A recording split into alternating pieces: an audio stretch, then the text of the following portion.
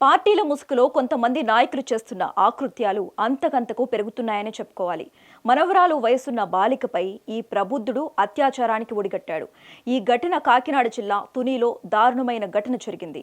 జగన్నాథగిరి గురుకుల బాలికల పాఠశాలలో 8వ తరగతి చదువుతున్న బాలికకు తాను తాతయ్య వరస అవుతానంటూ మాయమాటలు చెప్పి ఆ బాలికను స్కూల్ నుంచి స్కూటీపై ఓ నిర్మాష ప్రాంతానికి తీసుకెళ్లాడు టీడీపీ నేత తాటిక నారాయణరావు.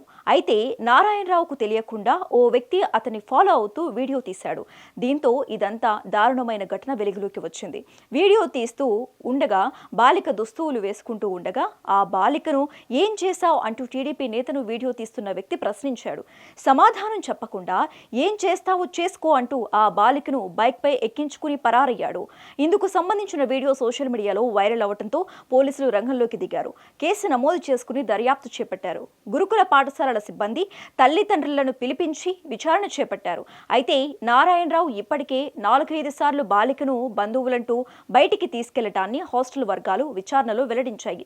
దీంతో బాలికకు న్యాయం చేయాలంటూ కుటుంబ సభ్యులు గురుకుల పాఠశాలల ముందు ఆందోళన చేపట్టారు.